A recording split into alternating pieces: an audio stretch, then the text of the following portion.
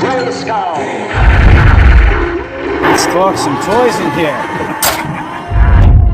Alright, so today for review, we're going to take a look at the new Masters of the Universe Origins Stingor figure, Evil Assassin of the Evil Horde. So, pretty cool surprise, I guess. We get a new member to the Evil Horde. Now, this particular character was shown on the art on the back of Modulok's box. That's where I first seen him. And there was also another character that looked very similar to him. I remember up on the left-hand side, or up on a mountaintop or something, that had different colors and kind of reminded me of like Modulok. He had two tails, a similar head. I think dual pair of arms and legs. So maybe we'll get that character as well. But yeah, here he is. Mattel put him out. Pretty cool. He has looks like a claw that can go over the main arm, a tail, snapping like a scorpion tail. That's pretty neat. Now, I was hoping to get Dragstore first, or Multibot. So Dragstore was announced, and actually he showed up at, I want to say, Mattel Creations in Australia.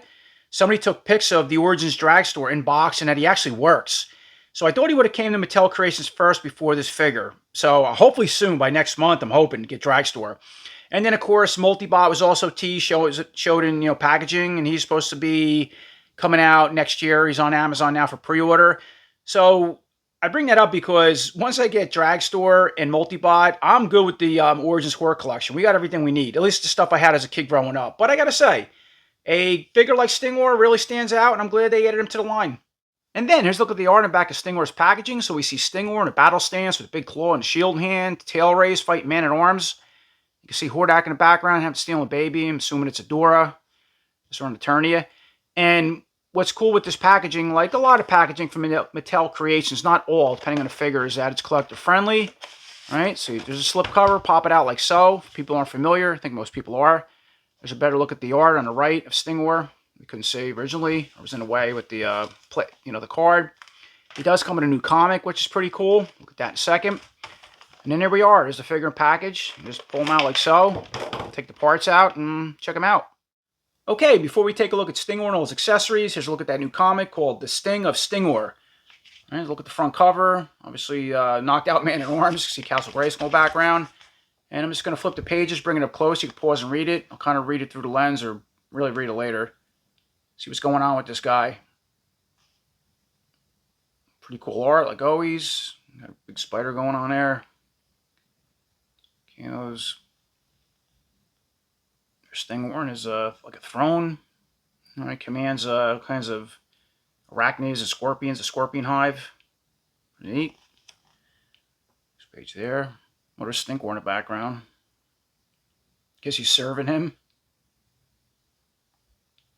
Got a battle going on there. There's a Snake Man, Otto, She-Ra, Modulok in the background.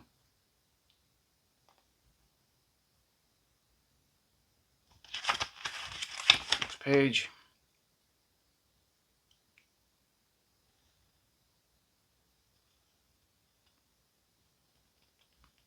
Real Blast. There we go. We need some big bugs like that as part of the Origins. There's all kinds of collectibles out there with giant scorpions and whatnot. I have a bunch of things that mix well with the Origins. Look like that. Slyke makes a lot of that kind of stuff. Arms. This page.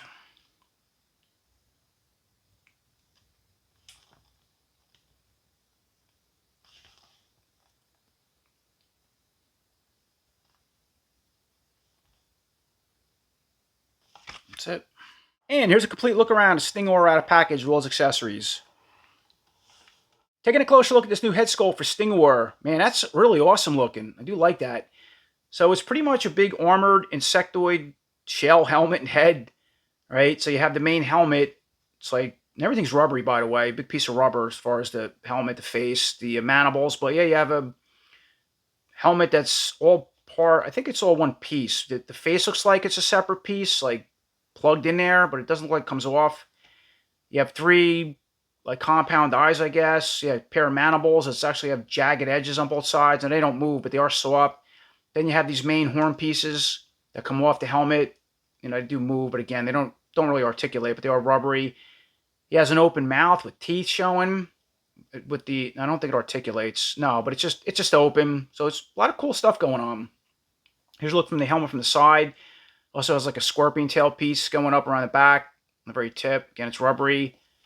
Look from the back and the other side. So yeah, awesome looking head for this character. And I gotta say, like, just looking at this figure out of package already, I like to see when these particular type of new figures are added to the Origins series instead of, you know, while we're waiting for characters or figures like, yeah, Dragstore, Multibot. I mean, this works. Really cool looking as far as the overall design. So as far as the head sculpt, or the articulation with the head on this body, you can look all the way to the left, the right. That's as far as you can go down, and you can go all the way up somewhat, and it gets hinders back here with the neck. But yeah, I really like it. Pretty neat. Okay, so dropping down, taking a look at the body. So it's a, I don't want to say a whole new body. It's a wide, you know, typical Origin style buck, I think. Looks a little wider or something. But you can see it has like plating lines going through the body, at least under the armor. And of course, we'll take a better look at it soon when I remove the armor. I don't know, it looks the same, but it looks a little different. And then you can see, like, with the arms, these, I want to just say these are like more King Hiss style arms as far as the plating. But then taking a look at the armor, so he has a whole new armor. You have these big shoulder pieces up top with scales, texture all sculpted in. You have a pair of spikes, like 4 of them on both sides. These are really sharp, by the way. Wow. And it is a hard piece of plastic. Then you got the big Horde bat. That's the main chest piece holding the, you know, upper and lower part of the armor together. It's all one, you know, all one piece of the armor from what I can see. Painted red. Looks pretty clean, but it's something you got to watch, you know, chipping with that. And then dropping down, you can see how it hooks to the armor, how the armor goes around the body like so, and it's spinning them around. There's a better look at the back. And you got like a Horde bat. That's the main connector, I guess, for the upper and lower part. Again, it's all one piece. And then you got this belt that plugs in. That's how the armor...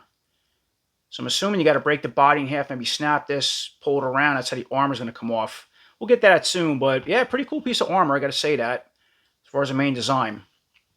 So moving back up to the arms, King Hiss, as I already mentioned, at least the upper bicep shoulder piece is King Hiss style plated arms with the, I always call them, yeah, like, reminds me of that plating with the lines. As far as articulation and the armor on, shouldn't hinder it, but you can go all the way up, down, forward, back. Right, straighten the elbow out, bend at the elbow, spin, and you can bring that arm all the way to the chest and pretty close to the face.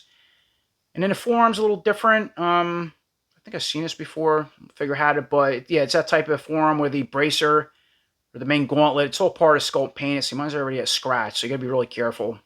Just like that maroon color painted over the yellow. And then he comes with these 3 clawed hands. That's pretty cool. Like, you have a main, like a leather glove, or like another piece of yeah, armor or glove or something very similar to the armor up here, I guess, over the main hand. And then 3 red claws. I like that. I don't know, maybe this was used before in an Origins figure. I don't remember who. But I like that. It's pretty cool he added that with this character and the colors. And then you can spin at that clawed hand, and as far as the articulation, the hinge joint goes in and out. And then moving back over to the left side, all the same. And he also comes with a claw, obviously a 3 clawed type of hand on that side as well, which can come out. And he does have an interchangeable hand, a black colored hand, punching hand right here. Right, but as far as the articulations tested out, all the same. Go up, down, right, straighten it out, go forward, spin, looks good. So I don't see any QC issues. Same type of gauntlet. Right, already mentioned same type of hand, and you can spin at that. The hinge joint also goes in and out. It is a little tight though, because the way it, how hidden it is, how they hide it to this gauntlet, so you can't really do a lot with it. And the articulation, same thing, go to the chest and all the way to the face. Both arms all the way out. So it has good articulation. Better look at the joints underneath for what it is. And then once again, dropping down to the waist, so we can spin at the waist and then come apart at the waist. That was real tight. And then you can see, take a better look at how this arm is going to come off. We'll get to that soon. Put this back together. You know, a regular He-Man Mo2 style Origins, belt, loincloth, nothing, everything we've seen a million times. You can obviously see the colors, that maroon color, to match the wrist bracers, or gauntlets you want to call them. Black loin shorts, and then moving down to the legs. Again, I'm going to call them, you know, Origins King Hiss style armored legs. I think they look like the same ones, but in this tan color. As far as articulation, go all the way out with a split. I don't see anything different as far as changes. Like some of the newer legs with the figures can come off. These really can't without really heating them. I don't see any drop joints. I don't think he has them. Maybe I'm wrong. I don't know. It's like hard to tell. I don't think so. It's hard to tell. They don't look like ones, but anyway, looks like just the regular legs. And kick forward. Where we at here? Go back, bend at the knee, spin at the knee, right? And then he just comes with regular, like horde boots or whiplash style boots, I want to say, but with the horde, with the 3 large toes, and then a horde emblem bat raised out. You can spin at the boot, of course, remove it as far as the foot, go up and down, rock side to side. And then the other leg's all the same. Let's test it out, make sure I don't have any QC issues. Go forward, go back, bend at the knee. Oh, see, that one's really tight. Bend at the knee. Okay, spin at the knee, spin at the boot. And the other boots are all the same horde bat on the front. And yeah, the paint looks pretty good. I don't see no issues with it. And same type of 3 large toe foot that, again, whiplash, buzz off. Cloth will use these type of boots. And go up and down. It can rock all around or side to side. Actually, you had a really good articulation on these. Wow. Moving on, take a look at Stingor's weapons and accessories. So he comes with a new Horde style shield. That's awesome. Wow, look at that. So you got the Horde bat. It's raised or sculpted outwards. You even have the shield. Looks like a claw. It could be a claw weapon as well. All right, look down here. And then it looks like you can, okay, so it clips to the arm or through the arm this way, and I guess the hand goes this way with it. So it's basically a claw attack type shield weapon. Pretty neat. And then he has a claw. It's not the same claw as that Clawful had, I don't think. I think maybe the WWE line used something like this. One of those characters had this. It slipped over the arm. I never collected that, but I remember seeing this. So I think they just reused it. And it does articulate if you're not familiar with it. At least what I say. Again, I never had this before. Up and down, so that's pretty cool. Little point up top. And I think we've got to remove one of the claw hands to put it over the gauntlet. I don't think the claw hand can fit inside of it, so it's an accessory. And if you had 2 of these figures, you could put one on each arm, from what I see. And then, of course, it comes with that little, you already mentioned, a little weapon gripping hand for the, or just for the right side, I'm sorry, not the left. It's the right side. And then for the, I think one of the coolest accessories that it's going to go on his figure is that giant scorpion tail. That's really impressive, wow. So you can see where it's going to plug in. And it's fully articulated. You got 1, 2, 3, 4, 5, 6 joints. I mean, in all, they have hinge joints in every articulation point, right? So that one can articulate like that. That one, like so. And then you have the big main scorpion tail up top. Wow, look at that. Really awesome piece. And of course, they can spin all around as well. Big sharp points on each segmented end. Now, what would have been cool with this, oh, and by the way, it is a long tail. I like that. It's not like a short, stubby little tail piece. I was hoping that these can come apart. I don't see that. They're somehow pressed in there. I mean, maybe with some kind of customization, you can remove them. But they're not popping apart. None of these. Not even the, oh, and this very piece doesn't articulate. It's all part of this top joint. But I was hoping it would have pins like this, the way it's going to snap in. Could you imagine that? Because if you had 2 of these, you could pop this apart at any point and add as many links as you wanted to make a really super long tail. I'm surprised they didn't do that if you wanted to bump up this figure. But aside that, it is really cool looking for what they gave you. Okay, let's start setting Stingor up with his weapons and accessories. So going back to the shield, it's claw shield I'm going to call it. I think it can go on either arm. Again, if you have 2 of them, you can put one on each side. And I don't think you need this hand for the right side to put it on. It'd probably be easier, but just going on to the left side for a second with this clawed hand on, it looks like the larger end's going to snap on back of the arm, and then this smaller side again could snap around the wrist. Now, what I don't like with that, I'm guessing maybe it's easier to take this hand off than come out. I don't know how. Let's see how they come out without heat. All right, that's really in there. I don't want to snap that. I have to heat that up, but I think you could just pop it on. But I don't like that because, see, you'll scratch the paint on this if you're not careful on the bracer. So I'm just going to do this on camera because I was looking at it before. All right, click in there, and then this piece is going to click. All right, like that. All right, so it went on pretty easy, but again, I can see scratching this. I don't care for that. So you don't have to take the hand off. But anyway, there's a look at the claw shield on the left side for now. And then let's spin them back around. And here's a look at the tail. Very easy with that peg. It's going to push right into the loin shorts like that, and even has like a little cut to position it. I think it clean that gap. Okay, like that. So it's nice. Cleans the gap up pretty cool. Wow, look at that. That's an awesome tail. Like, again, But as I already mentioned, it would have been neat if you could take it apart yet too. You can make it even longer to wrap this thing over his shoulder. You could have did so much with this.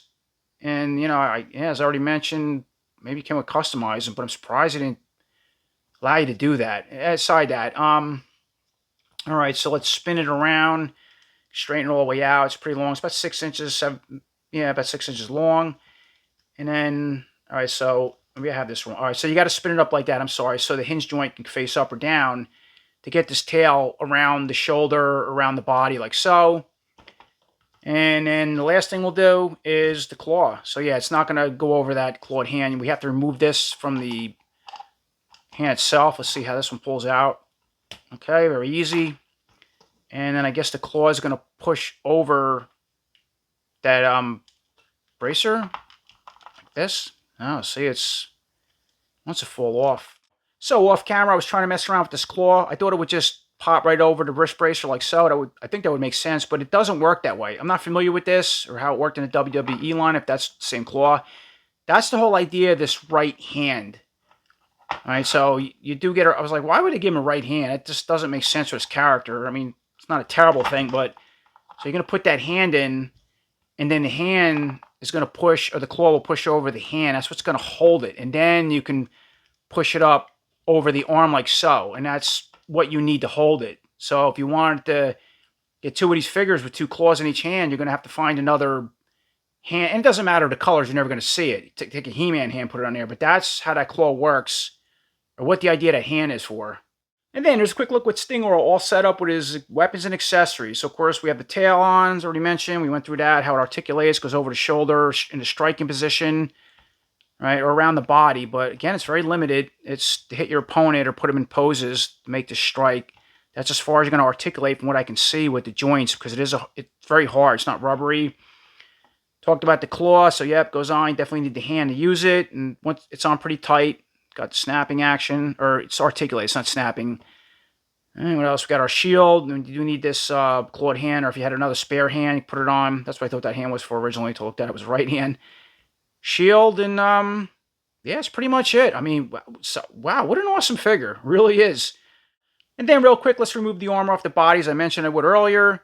So to take it off the body, I'm going to take this tail back out. So to show you, it comes out really easy. Of course, goes on easy. I'm going to break them once again at the waist, like so. And then this, going back to this buckle piece, you see, because I haven't done this yet. It's going to, that's really hard. All right, so it's going to break off around the waist. I had a feeling it did that. There's the peg. And we got to remove the head, so let's do that carefully. Okay, there's a look at the head. And if you look on the inside, so yeah, this helmet is a separate piece from this head, but it's all pegged and glued in. It's not something just going to pop out. I don't know what's underneath it. But definitely separate. Just look at that. And then going back to the armor, it's going to pull right off the body like so. And there's a look at that buck design. So yeah, it's like just a regular He-Man buck. But again, it's just, I don't know if we've seen this before with the plating. I don't remember if King Hiss had rubber armor that went over. I don't know. It's unique. Not only with the colors, but just its own plating. And then, of course, once again, I put Stinger back together. And just here's a quick look with the armor removed off the body. If you didn't want to use it, what it would look like. Yeah, I think the armor's much better because they kind of painted the black to fade in, I guess, to hide the armor. It doesn't look, I don't know if that's just part of his aesthetic makeup or it was meant to hide the armor. Should have left it all this yellow piece. But then if you did that, it would stick out above the armor. I guess that was the whole idea of it. But you could still do that. And then the other thing is, I'm going to bring He-Man in for a second. I just want to see, pose his tail. Like, so, see if you want to bring around a body and add him to your collection fighting somebody, the tail really can't strike anybody. It's like, unless they're up that close. That's about it for striking distance, you know, in the pose in your collection or like that. So yeah, it would have to be something, even that. It you know, it does have good articulation, but not, yeah, it could have been a couple more lengths longer. Or again, you could have took this apart and added some just to give it that striking feature of it around the body. So maybe if you move the arm up, it might be better. Try it out like in the, all right, that might be a little better. Like when you, okay, straighten it out like that, turn them, and then you can, let me see here, I'm still playing around with this figure. And it's falling off, but that, yeah, even that, it's kind of limited how you would set it up. And then the claw too, you can hold the figure, wrap it around a figure's arm, squeeze it, whatnot. And for a little bonus and fun, I want to set Stingor up within my Fright Zone collection. So this is a new Origins Fright Zone. I did get it. I never reviewed it. Mine come late. People did ask me about it, but it's pretty cool. I just set it up. There's a monster. Got my antenna on the top. Got Leech, Horde Trooper, Modulok over there. Got Battle Armor He-Man fighting the monster. Right now we got Stingor set up. Grizzlor, I do got the vintage Manosaur with Modulok. Got the slime pit in the background. Leonardo getting slime. One of the little hover bots. Got my little collection of stuff in there. Some Godzilla stuff mixed around. But yeah, it looks really cool. Set up in the Fright Zone along with all the Evil Horde what we have out now. Alright, that about does it. That's my review on a new Masters of the Universe Origins Stingor figure. That was a Mattel Creations exclusive. And of course, a new member of the Horde. Gotta say, it's a really cool character or figure to add to the Horde collection.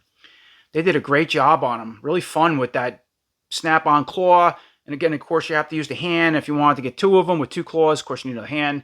That tail's amazing. I really like what they did with it. It's fun. But again, it would have been neat if it could come apart. Very similar how it went on. So if you had two of them, you can extend it, make it a really long tail. Or even if you just added a couple more parts, wish they would have did that. And it could still have the hinge joints. They didn't do it that way. Maybe there's a way to disassemble it, customize it.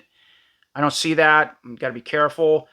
But yeah, that would have bumped it up a notch. Aside that, it is still a fun part for what you're doing. You can swing around the shoulder somewhat and around the body. But if you want to make it look like a strike your opponent like He-Man, that would have been even cooler.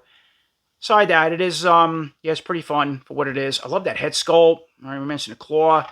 He had a little hands. If you didn't want to use the claws, and that shield, the overall armor, and the colors. Just such a cool figure to add to this collection.